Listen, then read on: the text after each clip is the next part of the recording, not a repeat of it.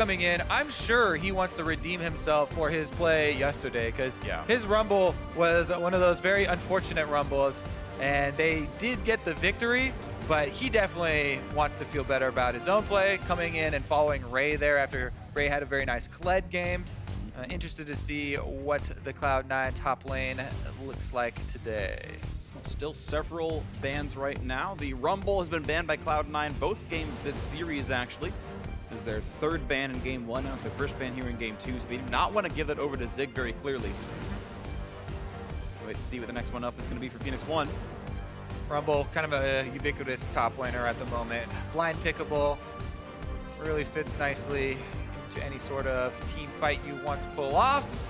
Camille, also super duper common ban, as we've seen the more split pushing strategies coming through, so not a lot of surprises so far.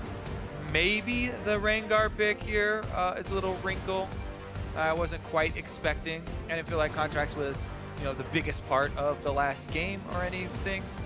Right, but maybe they think they can push him off comfort. I feel like if they say, we can force you to ban Graves or first pick it, then we can push you down a little bit farther maybe. Yeah, the thing is, I've liked Contractz more on Lee Sin than a lot of the other champions, so if you're pushing him towards that, I don't know about the gains that Phoenix1 would be getting here. Maybe we get to see a Meteos Lee Sin, one of the rare sightings since Worlds. It's true. Rare for the opposing team to see it as well. So. He's got jungle the whole game. That's the joke. Okay, we're back onto this one. Graves actually banned out by Phoenix1 though.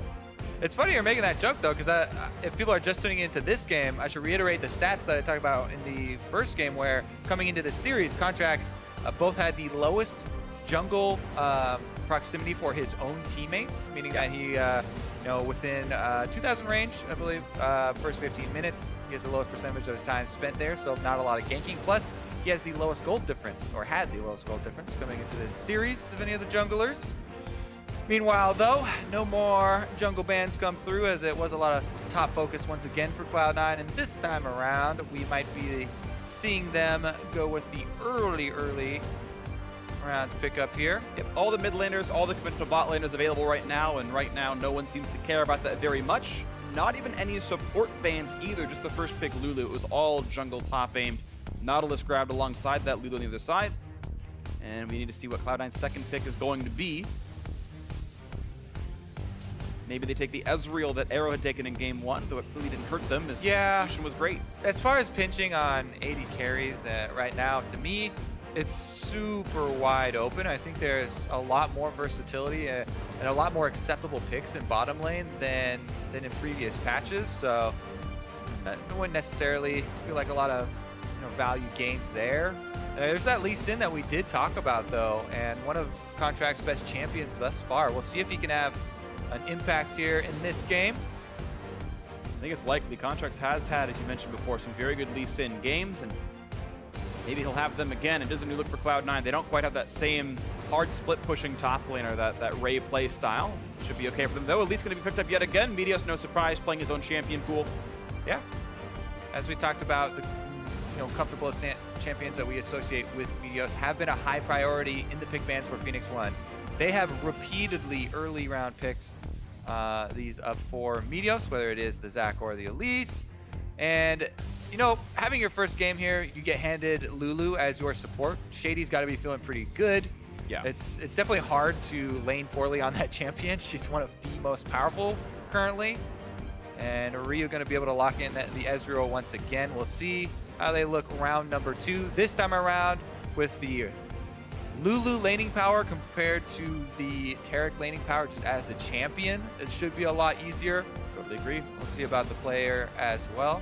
There's still a good matchup in a Malzahar if that does come through. Right now, not going to be grabbed. Lucian still going to be joining the lineups here for Cloud9. So not any different bot laners. The Nautilus actually switches teams, and otherwise a new jungler for Contractz. We go into the second ban phase now. It's, of course, C9's turn to go first.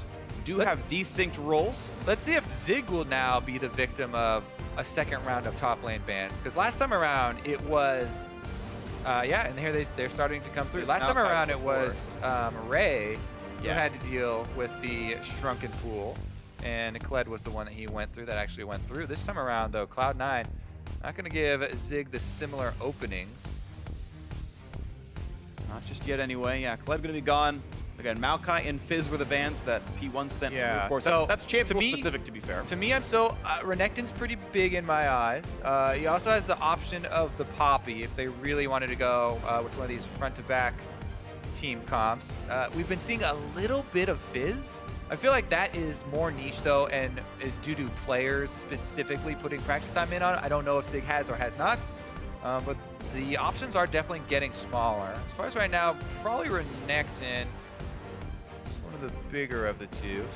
Still could definitely go, you know, tank to tank. Singed, actually. I like Singed in a tank matchup. I do like Singed in this scenario, actually. It's a bit unlucky that he's got a magic damage jungler, though. Yeah. That it's very easy to buy Spectre's Cowl and be immune to ganks. Definitely true. Trying to reach a little. Yeah, see, as expected, the Renekton is off the table as well. So. Irelia. Gangplank. Actually, this is a decent Gangplank game, right? Kennen could still go Kennen on hit versus tanks. That's always fairly effective. In so long. I feel like he's like kind of disappeared as a champion. Watch some more LCK then. That's fair. In North America, to be clear, I suppose. They did Mara and Dr. Mundo a while back. That didn't go quite as well. No surprise here, though, if Jensen would go right back to his Orianna. Has had some very good games on the champion. Ta-da. Ta-da, Orianna. No one is surprised. Jensen's playing that champion a whole bunch. Last game, not the biggest factor. His most played. I think this makes it... But someone can check me. I think it's his 10th game on Orianna so far. 10th or 9th. Either way, it's his most played, and we go for the last few picks to come through as Aatrox is unlikely. I think it actually is a somewhat playable champion in the current state after the hotfix buffs and everything, but... He has had 8 Orianna games. 8, thank you. So far this season. Aha, there's your brand. He's a shout out to you, Phreak. All right. So going through his champ pool. Morgana is actually in his top 5 as well, most played. I did not got a Lulu. Oh, hey, jeez. Going off on the... I don't think you Lulu missed an Ezreal and Maokai, so... I just jumped straight to the brand and my... Hey, I got excited too. Don't worry about it. I know how that goes. All right, so Maokai, one of the tank-to-tank matchups here. Definitely will feel those nerfs, and I'm curious to see how Zig lanes early, as Impact definitely should be set up to push early on the Nautilus. It's very, very easy with the depth charge, or with the AoE at least. Smoothie, what shall he try? Malzahar definitely still open. Some of the healing possibilities here for a Lulu matchup, though, a little bit easier. Karma is still available. Yeah, we'll see. They're waiting for time to dig down, and my Nami... favorite matchup for Nami's the pickup. Lulu. Stronger laner in Nami, slightly, I think, over Karma as far as laning phase is concerned. A close one regardless, and it's, to clarify, 5 straight games in Orianna now for Jensen. Yeah. So he is playing a lot of that. Lots of support now to make this Lucian carry. As far as the Nami, I like the slightly more offensive chase power that you can add to Lucian to be able to get that on-hit slow, speed him up to allow Sneaky to do the dodging that we saw in game number 1. That was the most impressive thing to me that really tipped him over the edge as far as player of the game was. He got hit by almost no skill shots. Yeah, the Terra Coin is super easy to dodge as Lucian, but able to keep Arrow on his toes as well and miss most of his missed shots. Yep, absolutely. So we are getting ready to go into game 2 of this one. Fairly conventional teams on both sides, I would have to imagine. Contractz on his Lee Sin has looked great. Generally speaking, Meteos to the Elise, very much trademark. Final remarks coming in from the coaches, and time for that one potentially last handshake. These teams, I guess, might never meet again this year. There's always a chance they miss each other in playoffs, or I guess for this split, I should say. But it's Cloud9's last regular season match, and wouldn't it be nice to beat a number 3 seed 2-0 heading into your postseason? Cloud9 hoping to turn this one. Sorry. Thanks for the song. Phoenix1, of course, still in control of their playoff destiny, though they can turn this one around and win this match and then beat TSM tomorrow. Phoenix1 will earn a playoff bye, and they've brought in Shady to fill in their third support of the split, playing Lulu. They first picked for him, and we are getting ready to go into the game. Game 2, here we go. Phoenix1 looking for a comeback against Cloud9. Yeah, as far as bringing in Shady, get him some stage experience here. They are locked in for playoffs, while everybody wants that bye. It's all about your performance, during crunch time when it actually counts in the playoffs. You very easily move up the standings here, as far as how ridiculously close most of the North American LCS teams have been in comparable power. See if there's any action early game. Maybe we'll get one of the super elusive and rare Raptor invades.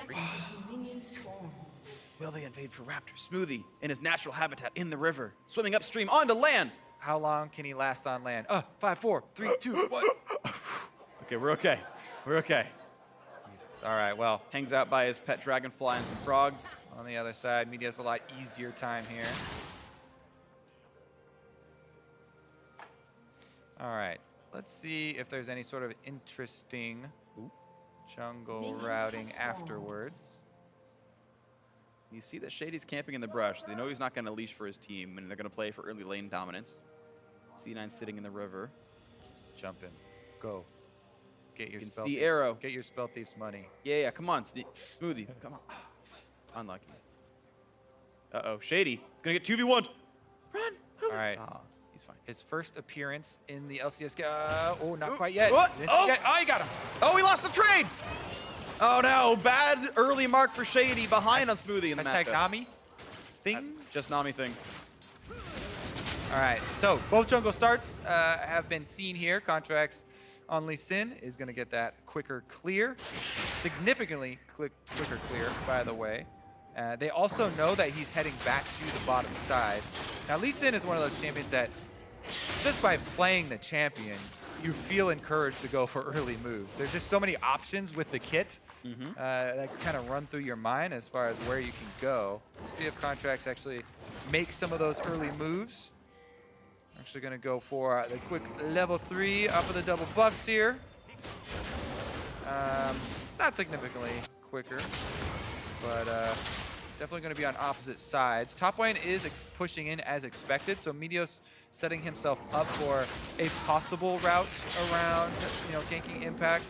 See if Impact actually puts his ward down and sees him on the blue right here. This is the common push-up. There you go. 250, gets it down, sees Meteos take the blue. Yeah. I know he was killing it in the brush, but I'm pretty sure he did step out and was revealed out. All you need to do is see it gone, because they did see him start the Raptors.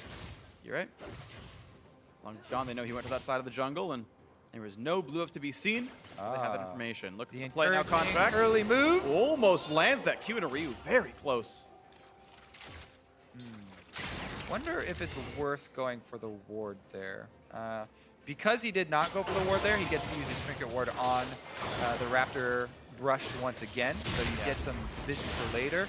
And it's very low chance that you get an actual summon out of Ryu, but you might have been able to get a little bit of health to help out with the lane. Shady realizing, hey, hold on, he might invade for the side of the jungle. He sees him. Yeah, takes with the jungle camp, levels up to level 3, and now a stun on the Impact means a lot of damage out from Meteos. Repel to even go farther. The anchor toss going to get him to a bit of safety. The dive's not going to come in much more. That shield's good. And look at the trade back on a Sneaky. A lot of damage right here. And, lane is staying afloat, though it is a minion deficit right now for Arrow. Contractz, meanwhile, seeing Meteos up top, takes the Scuttle Crab. How annoying can you be? That's about it, though. Very. Let's see if he stops it one more time. All right, back to farming, though, it looks like. Meteos experienced lead. Uh-oh. He's got to run pretty quickly here because Contractz comes well. Super fine here, actually. He does get hooked. Yeah, but he's going to be all right. Out he goes, repels to a minion, takes a farm for his troubles. You're welcome, Zig. A gank for you. Give me that caster minion. Yeah, I want to check in on Contractz, see how many of these Krugs are left after. Just a tiny bit of money. Meanwhile, Ryu actually going offensive on Jensen. Good damage. Jensen's out of mana. He's going to have to take the walk back to lane. And looking at the actual status of the lane itself, Ryu can make this a freeze. He can deny almost a full wave away from Jensen. Yeah. How big that wave is. He already used his teleport, though. So most likely, yeah, it's going to be a delayed push instead. There. Definitely is something you're going to have to keep in mind as we get later. Jayce isn't, by any means a super threatening flanker or anything. True. But the extra mobility is something to keep in mind. As far as the teleport Jayce. The first thing that comes to your mind when you hear teleport Jayce, though, what is it, Phreak? To me, it's Defted. Yeah. The 2015 World Championship. Using it like it was Summoner Heal in a team fight and stunning himself in a climactic 5-on-5. Ryu Storm Raider is going to be pretty fast moving around the map. We'll see if he gets himself the required ability in team fights. Jensen's going to farm in front of his turret for now. This wave will eventually push back out, though. He's going to get reinforcements first. Quick lane push as Arrow's going to recall for Tyr and a Cole. Sneaking in to clear the wave out. And a recall on maybe 300 more gold than him.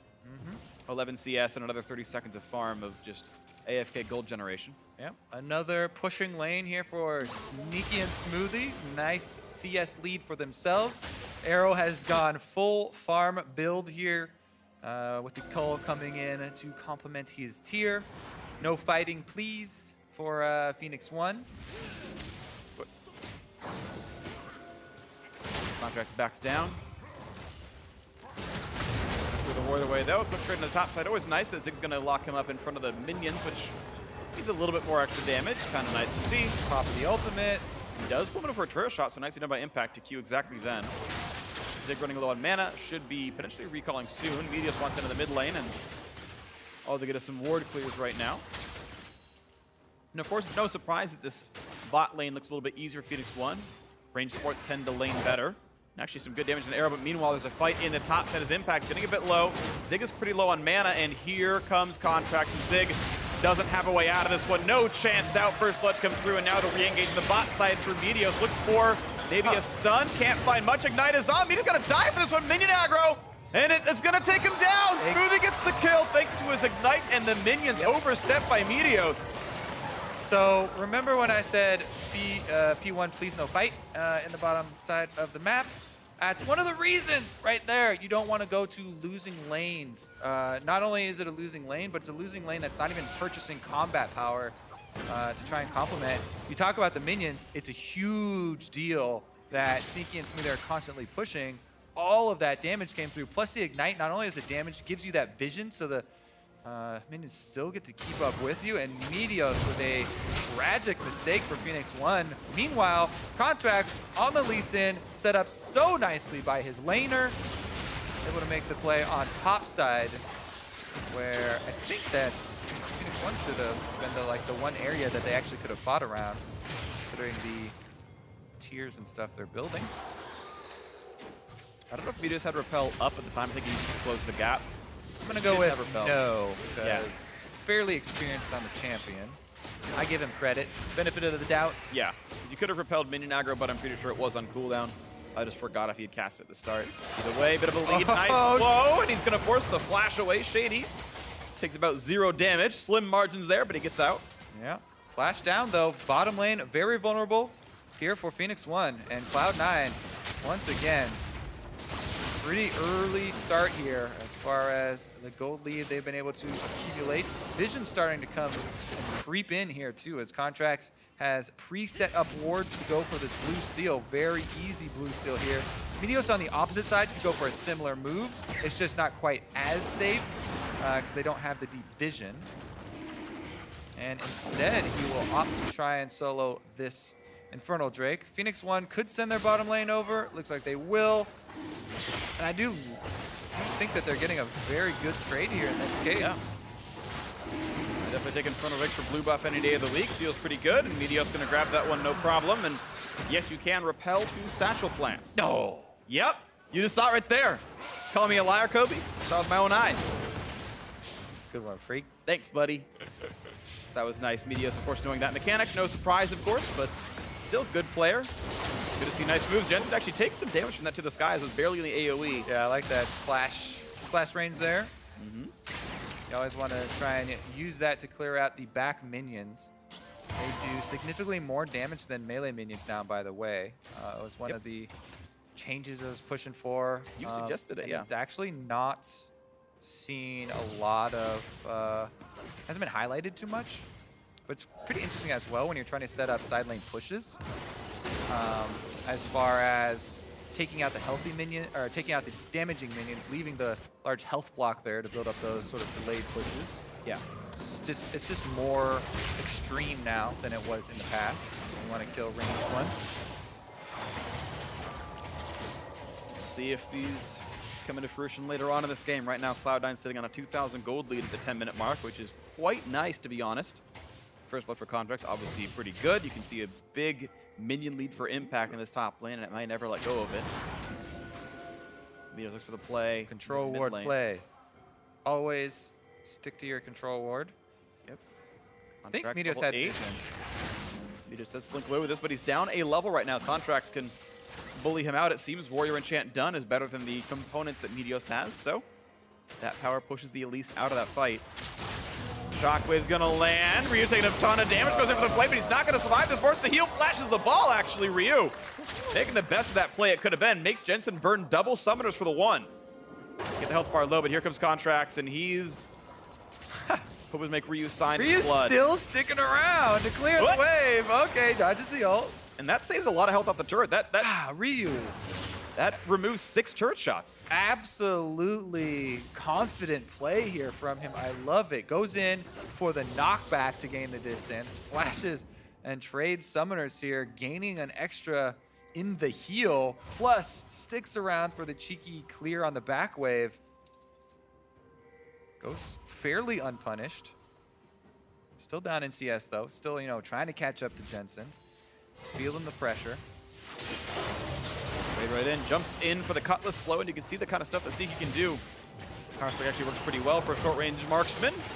Root onto arrow won't deny too much, but they're getting a lot of turret damage here. This one is getting very, very low, and you can see how unafraid they are of Meteos ganks right now. They're able to stay in front of this turret and put a lot of attacks in.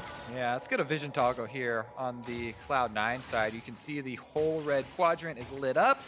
That certainly affords you a lot of confidence. There still is a small chance Meteos goes for a lane gank when you're going super aggressive, but there's so much mobility in a Nami Lucian lane. Yeah, see there. They did it right after that ward timed out. Yeah, they did have a couple more in there, and but they had another one in there on the red side that Cloud9 could concentrate on. And also, this is not a mobility boots Elise, so those types of lane ganks are a lot less threatening. Yeah. Well, something aggressive right here for Phoenix1, though. Quick sapling and maybe a look at this mid lane dive. Of course, Jensen is summoning the flash of the wall. Suddenly, the entire team is mid lane, and Jensen goes, all right, guess I'm dead. Unlucky for me. He's going to start warding over his own Raptors from now on. This second game in a row, Meteos, this time Zig as well, comes over the Raptor pit wall. They both take them down. They actually both flashed the wall, so I mean, it's 2 summoners, but the kill comes through. First turret, of course, went to Cloud9 because of their duo lane victories. Some of that may be donated by Meteos, but still nice for them. And while pressure in the mid lane, Contractz forced to cut away from Ryu. Keeps the turret afloat.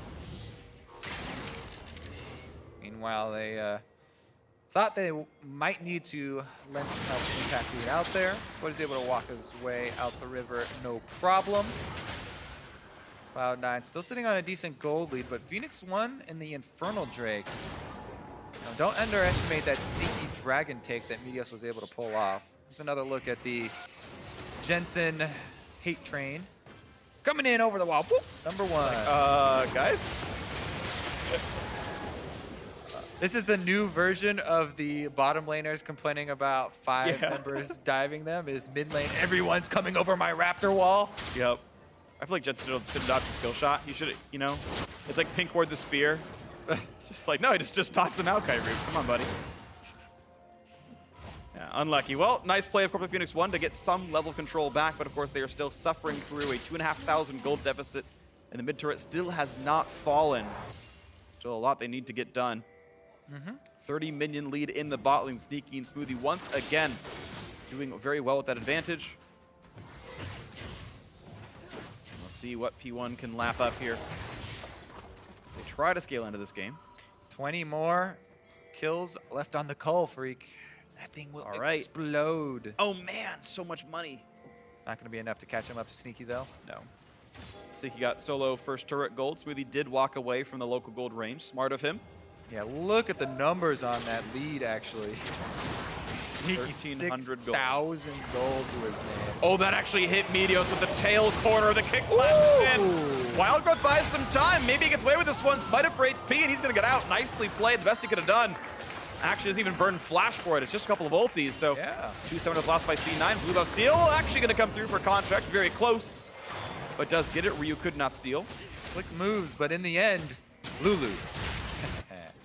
Meteos able to get out there. Deep warding, though, still for Cloud9.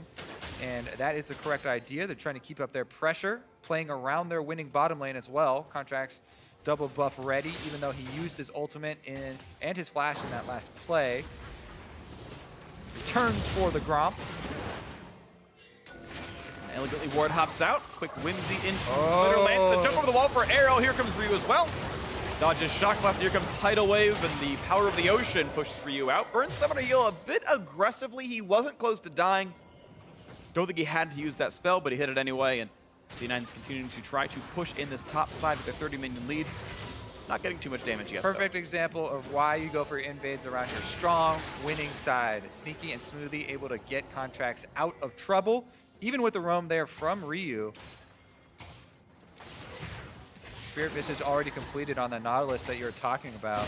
Now when you got that Elise jungle and your mostly magic damage lane opponent, he's definitely going to feel confident in those matchup. Doesn't have Ninja Tabi though for any of the Jayce or Ezreal damage. To be fair, the Jayce and Ezreal damage taking a lot longer to come in as they both opted for the tiers in their builds.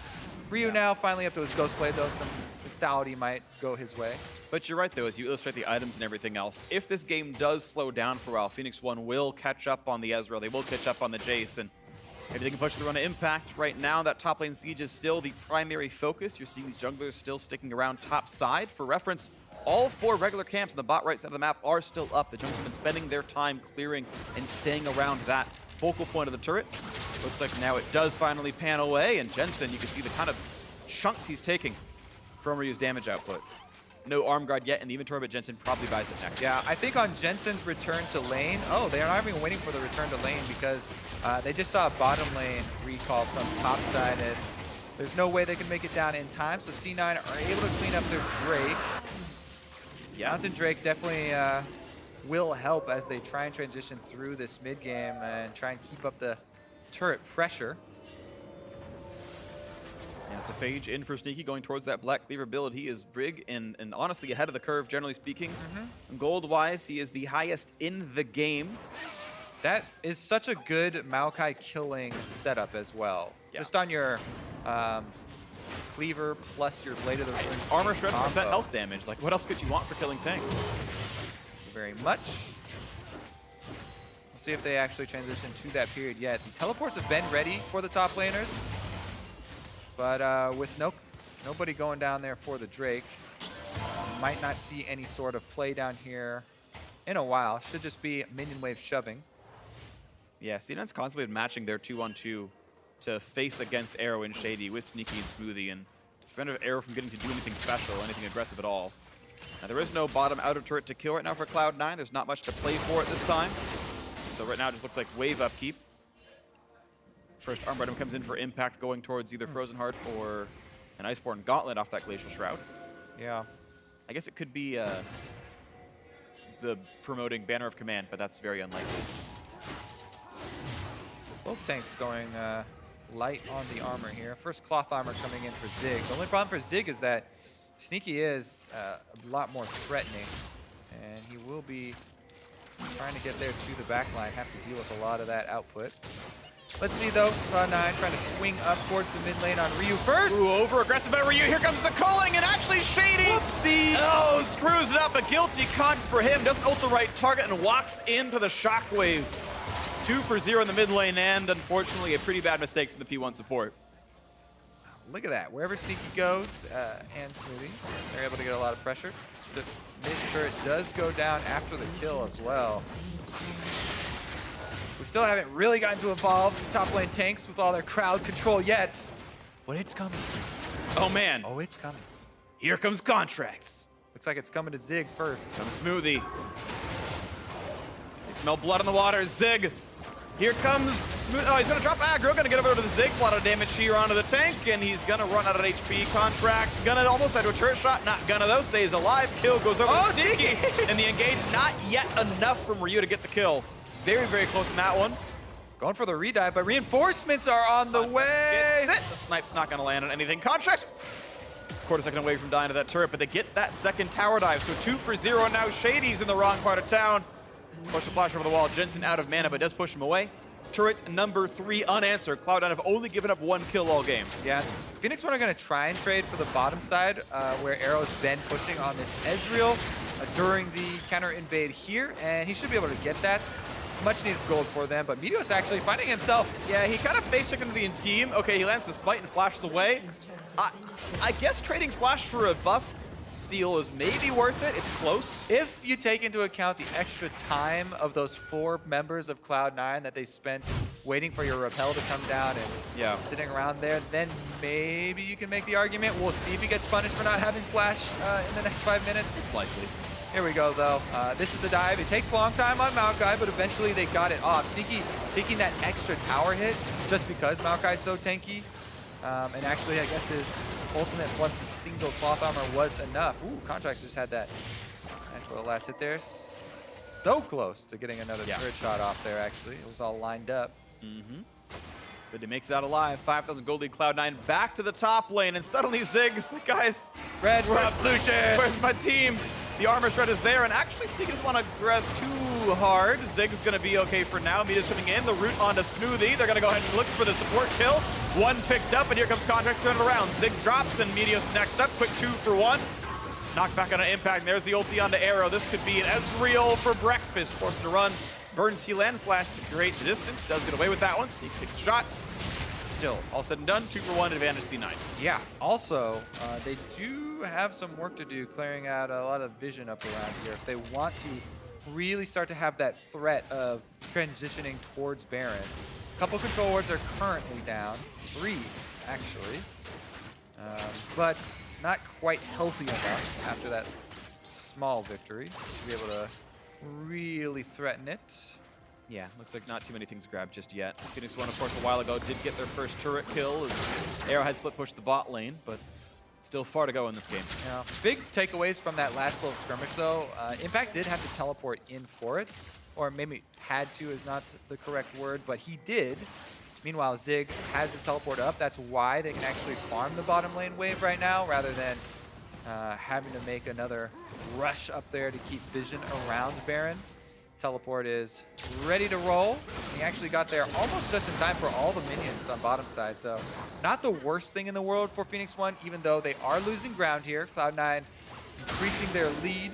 Blue on Jensen, and they are very well set up to actually try and bait Phoenix1 into a bad face check here. See what they can find. Contractz pushing forward and doesn't find anyone to kill just yet, but you're right. The call is to look for some kind of a special bait to keep the ward control, to find the plays around the neutral objectives. Not going for tier 2 turrets just yet. Quick take from the scuttle. Oceanfrake gonna follow. And I don't think C9 need to commit many members to the actual kill of the Drake. Yeah. Sneaky's got plenty of lifesteal with his Blade of the Ruin King. They're actually committing 3 though, which leaves their top wards undefended. And a good call here from Phoenix1 to move in and actually clear out most of that work that C9 laid before they went down to the Drake. The best play they could have made. And now Cloud9 has 6 minutes till the next break comes up to just get that control back. And with the 5,000 gold lead, with the fact that they are ahead, it won't be too hard to get back into that side of the map. It's a pretty worthy trade. A few wards for a Drake, and especially wards that can be replaced. So looks like it's going to be a pretty quick reset. They've sent Nami back to base. You can see Smoothie on the minimap already running right back towards the Baron pit. No shock there at all. Contractz can do the same. He's already got his own control ward. You can see 3 in the inventories of Cloud9. Very simple. Yeah. Guys, Drake is down. Baron's up. We have the lead. Play for the top river. They literally just want to force a fight here. Cloud9, that is. On favorable terms because they have more combat power. Let's see if Phoenix1 can pull off some sort of snipe. And they're going to find Contractz. The trap has been set. It was baited, and they got him down 1 for 0. So those wards you're talking about, Phreak, huh? Yeah, hey. How worth it? Well, they're very important. Sure. When you face check the team like that, sure. You got to go as a squad. You got to push it in and go together. Put Impact in front. He's going to try 5v4. They pull in. Meteos hasn't come just yet, but he's dangerously close to death. The tidal wave takes him out. Smoothie gets him with that one. The chase continues as Zig's forced to run back. A quick stun to the back line, though. Arrow cannot jump the wall yet. He's not going to withstand the stun duration. Zig is traded. It's 2 for 1 in favor of Cloud. I think you still count the Contractz death. Sneaky, again, deathless in this game on the Lucian. Very strong performance once again from him as Cloud9 strike back, get some kills for themselves. And importantly, get to reset their wards on the Baron area. Shady was the one who paused the game. I don't know if he was actually the one who had an issue, but he's the one who entered /pause into chat. So looks like he's the one with the ref in front of him as well. So we'll see what this ends up being when I know you two will on the internet or here in the studio watching. We'll see what it is. Of course, his game is almost out of reach, though, a 6,000 gold deficit in the Baron Bates beginning. The fact that C9 willingly fought a 4v5 speaks to how far ahead they feel like they are. Yeah, so there's a lot of factors that go into those 4v5s, right? Positioning, vision, cooldowns used, and I really did like that re-engage call, considering the expenses that Phoenix1 did use to kill Contractz once they got that very nice pick-off for themselves. Also the fact, as you go to, that they're fairly far ahead at the moment. And actually ready and in position to dish out that damage. Yeah. Turns out the issue apparently was Shady with his key bindings. And then we are, looks like, ready to go. Ready checks went through. Players are ready. And we are back into the game. And it is one that Cloud9 are pretty close to securing their playoff bye. If they win this game, they end their season 14-4. They cannot finish below second place. They will have that first round playoff bye, and we'll see them in the semis. If Phoenix1 then beats TSM on Sunday, Cloud9 ends the season in first place. They'll win the tiebreaker over TSM via game record and move on as the #1 seed in the postseason. But there's still more league to happen. Stig has teleport, even though he's dead here. This is risky. I think they just want the cooldown. Oh, actually, he's gone. They can stop him in time. It's too much damage too quickly. The Baron has fallen, and that's going to be another major advantage for Cloud9. No chance to stop off that team fight victory. All right, the secured vision allows them to just burn right through it. I'm always scared when I see, yeah, the top laner's dead, let's go for it, but they still have teleport possibilities coming up. But Phoenix1 not in a position to be able to face check, and the control wards finally pay off. Cloud9 with this Baron buff, very, very well set up to not only take outer turrets here, but they could seriously threaten these inhibitor turrets if they're able to put impact into the side lane. Teleport is ready for him. Try to push up the lanes at the moment. Smoothie looking for a pick on a Meteos. Oh, looks for a bit of damage here. The bubble not quite going to land. Meteos running away, and he's still slowed. He's going to dodge the rest of the skill shots, but there's the flash ulti. And going to jump right back down. Nothing else to do. Jensen gets the kill, his second of the game. Yeah, sorry, Meteos, nowhere to go for you. Yeah, Scuttle Crab on that area, way more important before Baron's been taken. Not so great after Baron's already been taken, and Meteos extending there costs him and his team a kill. Plus, as far as, we talked about being fairly simple for C9 to push up with the Baron before, now they've got all avenues open to them. They shove all 3 lanes at the same time and transition their TPS over to the top turret. Ball. Not even a problem. Baron buff, and even a red buff on Sneaky helps kill it as well. Mountain Drake for good effort, and that's going to be that dropped off the table. Not even a problem here. It's all about closing it out, ending the season on a strong point here. C9 almost can't lose this game. Mid lane tier 2 onto the focus. Going to be grabbed quickly as well. Impact is playing the bot side, setting up more of the map for them. There's only one tier 2 turret left. It's all about Cloud9 methodically closing this one out. Ending their season 2-0 against a likely playoff opponent. In the jungle, more camps taken, more ward control as well, as Smoothie feels safe to kill this control ward. Bot lane tier 2 is now ready to be attacked. Air wants to make a play on a Sneaky. Pretty good damage comes in. That's going to be a bit aggressive. Nice flash by Sneaky. Gets away from To the Skies. The slow will not land if you get away from the landing zone. And oh, Rio's going to find him, though! Re-engages into Rio. What are you doing, Sneaky? He face checks back in. Well, it's like, no way they'll keep up the chase here. Guess he wasn't looking. Rio looking for more kills, though. This is important. 5v4. Maybe the chance to come back is here. Can they make it in? C9 staying grouped up. Stun lands onto the tank. Impact so durable, though, and Rio hasn't got a lot of poke just yet. 30 seconds on Sneaky. Can they find the chase through? The team is here. This is the fight that Phoenix1 needs to have a chance in this game and in this series. Have a chance at a playoff bye. Shock Blast, actually a late gate. Means no hit for Ryu there. Doesn't get any damage. Still zoned out by the ball. 5v4 continues. Arrow hooked in by Impact. Quick ulti in, gonna stay alive thanks to Sneaky. There's the kick to the side as Arrow Arcane shifts away, stays up for now. Meteos gonna get chopped down by Jensen though.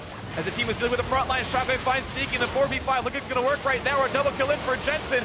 Ryu gets what he can, but it's not gonna be enough damage. The third kill almost comes through. Ryu limping away, but it's Zig who wants to make it happen, and he can't do enough damage. It's all the kills coming through, and it's only Arrow left alive against the entire Cloud9 team. The 4v5 turned into a 4-0 for Cloud9. Can't blame Phoenix1 for going for that fight with Sneaky, the 4-0-6 at the time, AD carry off the field.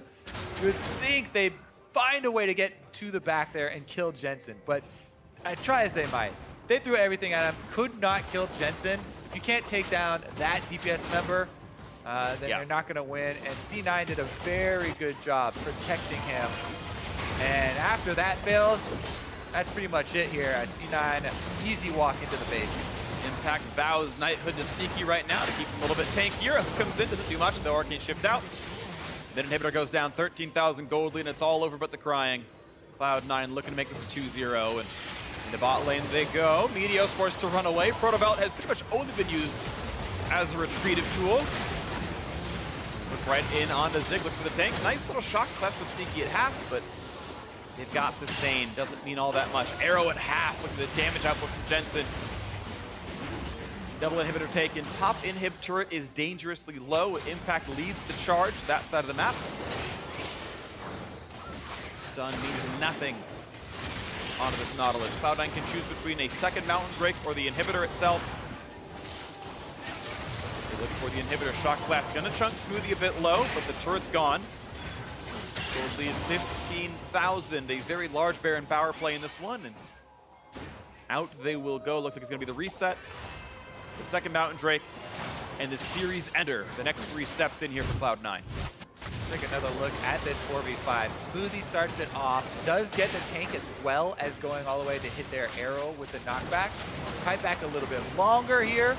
You can see Ryu on the top side is pretty much being zoned out, and C9 zoned him away with that ball from Jensen. He's able to bring it back in time for the fight, but they effectively are able to keep Ryu out for so long and dodge his shock blast that they were effectively able to fight it as a 4v4. Then Jensen still had both summoners for the very end there.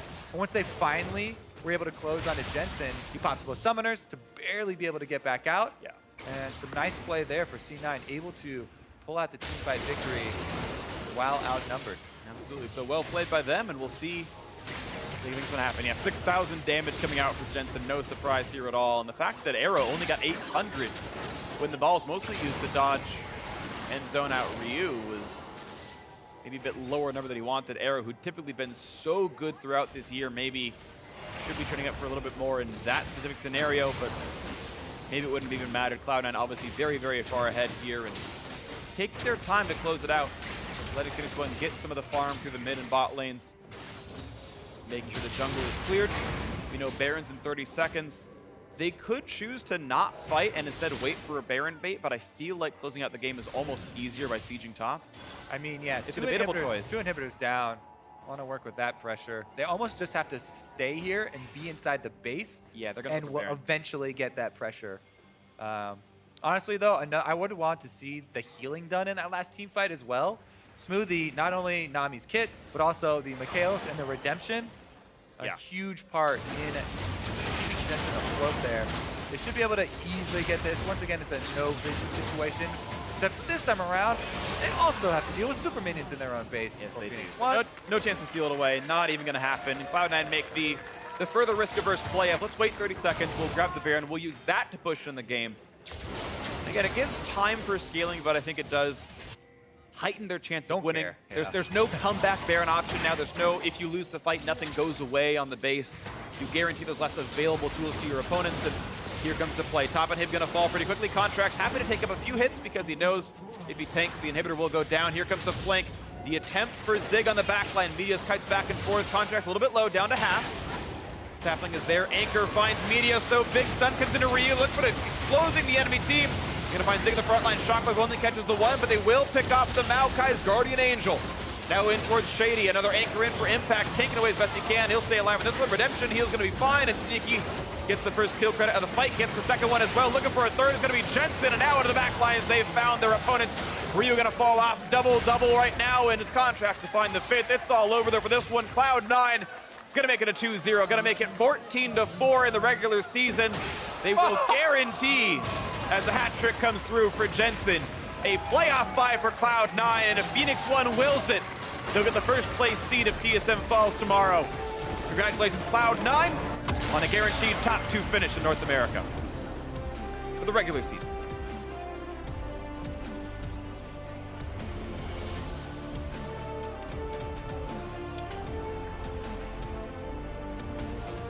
Dark Meteos' reign of terror over Sneaky's light side. He had a couple of highlight moves against Jensen over the Raptor wall. But, he did. Yeah, aside from that, C9 with a lot of control here. And once again, their bottom lane, that's where most of it stemmed from. Sneaky and Smoothie throughout this series, constantly getting their advantages, then also transitioning those advantages by roaming around. Jensen had a huge performance in that one fight in the 45 as the main DPS member still alive, and that's all that it took as far as C9 patching up the small cracks that started to show themselves. Phoenix1 coming into this feeling super confident, super hot, and maybe a little bit of the steam taken out off of the hype train there for them heading into the playoffs, but could put it right back on the rails. See with a wave to the camera. Knows he did good work. It's kind of interesting in that fight where Sneaky got picked off for free by face checking a Ryu for no reason, and then C9 wins the 4-0. He's still the same KDA as Jensen after that. Like their early game, 14-1. The early game for the bottom lane was so outstanding. I know. And they were really able to work off that and transition it nice and smoothly. Smoothly here. So this definitely bodes well for Cloud9 heading into the playoffs. It's exactly what they were looking for. Totally agree. Trying to, right the ship basically and head in with a lot of momentum. Especially because that Dignitas set yesterday did not look very good. It was like, ooh, man, we're at the end of the split here, and none of our top teams look that great. That's kind of scary for North America looking into playoffs and whatnot. I know we talk about parity, but games that look sloppy are always a bit scary. And this was a game where it's like, wow, Sneaky and Smoothie, real freaking good at League of Legends. And the shot calling was, I thought, very solid the rest of the way through the game. So now we come up with that scenario you were talking about before, where Cloud9, with this victory, they can actually make that push for #1 if TSM do lose to Phoenix1 tomorrow. So a lot still in the cards. We even have movement at the top of the standing still. Yep, absolutely the case. Of course, this means that Phoenix1 cannot get a playoff bye. And with the earlier loss by Logic Gaming, Phoenix1, I think, are guaranteed 3rd exactly. They can't fall to 4th, and they can't climb to 2nd anymore. So more and more of the spots are lining up. TSM C9 are going to be 1, 2 in some order. P1 is 3, and the rest of the spots still up for grabs. I don't know how the second stream is going right now, but either way, it's going to be a fun one to watch for. Of course, we're getting set up for our interview pretty soon. I'm looking down. It looks like it's Smoothie over there. So spoilers! Spoiler alert! At some point, Zyrene will talk with Smoothie, which will make my toss to the interview really awkward because I'll be saying the same information. And in fact, for a first-hand account, let's hear from Zyrene and the Cloud9 support. Not awkward. Thank you